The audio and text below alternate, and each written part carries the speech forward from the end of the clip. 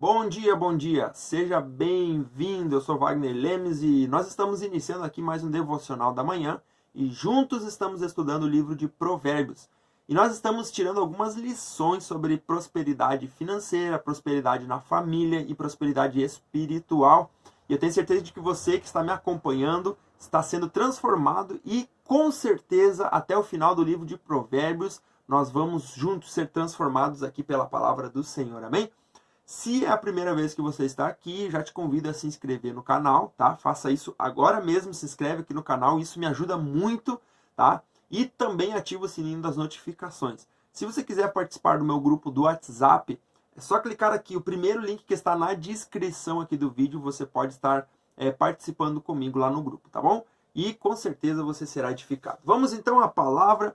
Capítulo 6 de Provérbios, o versículo 1, nós temos algumas lições ou advertências contra a insensatez. O que é insensatez? Vamos falar da sensatez. A sensatez é você ser equilibrado, você julgar sem parcialidade, ou seja, você ser imparcial, você julgar conforme a verdade, né? Você ser coerente com a verdade. Agora, a pessoa que é insensata, ela já faz bem pelo contrário, ela é desequilibrada. Ela age como se não soubesse o que é a verdade, o que é certo e o que é errado. Essa é a pessoa insensata. É aquela pessoa que é muitas vezes incoerente nas suas decisões. Então nós vamos ter algumas advertências contra a insensatez. E aí diz assim, versículo 1, então: Meu filho, se você serviu de fiador do seu próximo, se com um aperto de mãos empenhou-se por um estranho, e caiu na armadilha das palavras que você mesmo disse, está prisioneiro do que falou. Um fiador é uma pessoa que assume uma dívida de outro. Então, quando a pessoa se coloca nessa posição, ela assume um compromisso com aquela pessoa, mas também corre o risco de sofrer as consequências caso aquela pessoa não pague, não consiga pagar por alguma situação. Então, quando você serve de fiador para alguém, no caso aqui ele está usando um termo como se empenhou-se por um estranho, né? Então você torna-se fiador de uma pessoa que você não conhece. É o maior erro que você pode cometer, é tornar-se fiador de uma pessoa que você não conhece.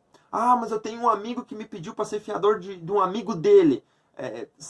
Sai fora dessa. Sai fora dessa porque é uma grande armadilha. E também, quando a gente fala de pessoas conhecidas, também você precisa abrir o olho. Você precisa estar atento, porque não é qualquer um que você pode ser fiador. Se você quisesse um conselho meu aqui, eu daria o conselho: não seja fiador de ninguém. Não seja fiador de ninguém, tá? Por quê? Porque você vai estar se livrando de grandes problemas. Caso haja uma grande necessidade, você precisa ponderar muito bem, porque você vai abraçar uma causa que não é tua, e talvez você tome prejuízo nisso e perca o sono e a paciência e a paz por causa disso. Então ele diz assim, ó: então, meu filho, uma vez que você caiu nas mãos do seu próximo, ainda falando nessa questão do fiador, né? Uma vez que você caiu nas mãos do seu próximo, vá e humilhe-se. Insista e incomode o seu próximo. O que ele está querendo dizer com isso? Olha, se você acabou se tornando um fiador de alguém, tente se livrar disso o mais rápido possível. Vai lá, converse, insista com a pessoa, dê um jeito, livre-se desse problema. E ele diz assim: não se entregue ao sono, nem procure descansar. Ou seja, faça isso com avidez, vai atrás, corre para se livrar disso. Livre-se como a gazela se livra do caçador, como a ave do laço que a pode prender. Então, ele está sendo muito claro nessa questão. Você se tornar fiador de alguém é um grande problema. Se livre disso. Se você se tornou, tente se livrar disso. Se você não é fiador de ninguém, não entre nessa, tá? É uma grande armadilha. Então, o primeiro conselho que ele nos dá aqui, do versículo 1 até o versículo 5, é justamente a respeito desse assunto. Depois ele fala assim, ó, versículo 6. Ele entra numa questão agora mais de produtividade, de você ser proativo, de você ter resultados, né? Observe a formiga preguiçoso. Aqui é um conselho, olha só. Reflita nos caminhos dela e seja sábio. Provavelmente você já ouviu esses versículos próximos que a gente vai ler aqui falando sobre a formiga. E diz assim: ela não tem chefe, nem supervisor, nem governante. e ainda assim armazena suas provisões no verão, e na época da colheita ajunta o seu alimento. Então ele usa o exemplo aqui de uma formiga, porque se você olhar uma formiga, ela está sempre trabalhando. Então as formigas fazem um carreirinho, elas vão lá, buscam alimento e voltam. Vão lá, buscam alimento e voltam. Todas organizadas de forma a ter produtividade, de forma a não ser, ou seja, de não correr o risco de chegar num determinado momento. Aqui ele diz na época da colheita, junta seus alimentos e as suas provisões no verão. Por quê? Porque no inverno elas já não têm alimento. Então, se no verão, onde tem provisão, as formigas, né, no caso, elas não fizerem alguma coisa, vai chegar no inverno, elas vão morrer de fome. É basicamente isso que nós estamos tendo aqui de direcionamento. Se quando você tem a provisão, você não se mexer, tá? O português bem claro, se você não se mexer, quando você tem a provisão, pode ser que um dia você não tenha a provisão. E aí você vai sofrer as consequências. Basicamente é uma pessoa que, por exemplo, ela não se preocupa com o futuro, do que vai acontecer. O que nós estamos tendo aqui de conselho é sobre o nosso futuro. Ou seja, trabalhe hoje bastante para que o seu futuro você tenha o seu sustento, a sua provisão. Então, o preguiçoso, ele não pensa no futuro, ele nem pensa nem no hoje, mas ele nos aconselha para olhar a formiga e ver como ela trabalha. E aí diz assim: até quando você vai ficar deitado, preguiçoso? Quando se levantará do seu sono?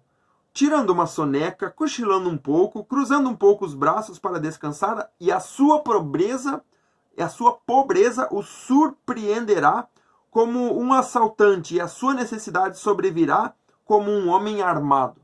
Ó, aqui é muito claro para nós. Se você não quer trabalhar, você vai ficar pobre. Muitas pessoas estão pobres hoje porque não querem trabalhar. A questão da pobreza, ela é um pouco complicada, porque a gente tem alguns casos de pessoas que justamente não conseguem trabalhar, não conseguem produzir por conta de alguma deficiência física, de algum problema de saúde. Mas para uma pessoa que gosta de uma boa saúde, uma pessoa saudável, ela não produzir, ela está, na verdade, agindo contra até mesmo a palavra. Porque a palavra nos diz que a gente precisa semear a semente para que a gente possa ter a colheita. E aqui nós estamos com esse conselho muito claro, que aquele que é preguiçoso, que dá mais valor para o sono do que para o trabalho, vai sofrer as consequências. E quais são as consequências? A sua pobreza o surpreenderá como um assaltante, e a sua necessidade sobrevirá como um homem armado. Então, por exemplo, quando uma pessoa ganha um prêmio, vamos dizer assim, ganhou um prêmio em valor, em dinheiro, né? E ele pensa assim: olha, eu vou pegar esse dinheiro agora e vou gastar e comprar tudo aquilo que eu sempre quis na vida. Né? Eu vou realizar meu sonho agora. Se ele não tiver sabedoria, o que vai acontecer com esse dinheiro? Vai desaparecer. E quando ele vê, ele está lá no fundo do poço. Por quê? Porque não agiu com sabedoria. Vou gastar agora, vou ir para as férias, para isso, para aquilo, vou gastar tudo, não vou mais trabalhar, saiu do emprego, fez isso, fez aquilo, não quero mais saber de nada, agora eu só quero dormir, né? Sombra e água fresca. Vai vir a pobreza sobre a vida dessa pessoa. Mas uma pessoa que consegue trabalhar com esse dinheiro e fazer com que ele tenha rentabilidade, ou seja, que ele renda, essa pessoa vai ter o seu futuro garantido. E com certeza a pobreza não vai alcançar a vida dessa pessoa. Então, muitas pessoas hoje sofrem da pobreza, por quê? Porque não trabalham o suficiente, não correm atrás para ter aquilo que precisam. E quando veem, eles caem na pobreza e, infelizmente, a necessidade sobrevirá como um homem armado. Então, a pessoa passa necessidade e, às vezes, é alimentada por um aqui, por um ali. Isso você pode ver, sabe aonde? Nas ruas. Muitas vezes você vê pessoas na rua mendigando e você pergunta para a pessoa se ela quer trabalhar, ela diz: não, não quero, tem gente que me traz comida aqui, tá tudo certo, eu tenho água, eu não preciso ter, eu não quero trabalhar. Então as pessoas às vezes caem numa depressão, numa situação assim, e não querem mais saber de nada, né? Então esse versículo, do versículo 6 até o versículo 11, é um grande conselho para nós em relação à nossa produtividade. Só para abrir um parênteses aqui, Deus não usa pessoas improdutivas, tá? Deus pega pessoas que estão produzindo, que estão fazendo algo. Por quê? Porque o reino tem que avançar. E como é que o reino vai avançar com preguiçosos? Não vai avançar. Então Deus só vai usar pessoas que já estão produzindo, pessoas que já estão ativas, pessoas que fazem aquilo que tem que fazer, tá bom? Então esse conselho é muito importante. Agora, versículo 12, ele entra num outro assunto dizendo o seguinte: o perverso não tem caráter. Anda de um lado para outro, dizendo coisas maldosas. Pisca o olho, arrasta os pés e faz sinais com os dedos e tem no coração o propósito de enganar. Planeja sempre o mal e semeia discórdia. Por isso a desgraça se abaterá repentinamente sobre ele. De um golpe será destruído. Olha só, aqui nós falamos primeiro da pobreza, ou seja, da ruína vinda por causa da preguiça, e agora a ruína vindo por causa do mal, digamos aqui, da perversidade, né? Me fugiu a palavra aqui. O perverso, né? Ele acaba caindo em ruína, por quê? Por causa que ele faz aquilo que é mal, aquilo que é errado. Então, ambas as coisas, o preguiçoso parece que não faz nada de mal para os outros, mas ele está fazendo para si. E o perverso faz mal para o outro. Ambos vão cair na desgraça, na ruína. E ele diz assim, ó: há 6 coisas que o Senhor odeia, 7 coisas que ele detesta: olhos altivos, língua mentirosa, mãos que derramam sangue inocente, coração que traça planos perversos, pés que se apressam para fazer o mal. A gente junta essas duas coisas aqui porque o coração primeiro maquina, faz os planos, né? E os pés, eles agem para executar aquele plano que o coração maquinou. A testemunha falsa que espalha mentiras. E a 7ª que ele abomina, né? É aquele que provoca discórdia entre irmãos. Então aqui fica esse capítulo 6. Amanhã nós vamos dar continuidade aqui ao capítulo 6. Mas nesse momento aqui nós temos um conselho muito grande: a sensatez. Então a pessoa que é preguiçosa, ela é insensata. A pessoa que age com maldade, que maquina o mal, ela é uma pessoa insensata, uma pessoa desequilibrada, uma pessoa que não age conforme a verdade. Então esse conselho é muito grande em relação a isso.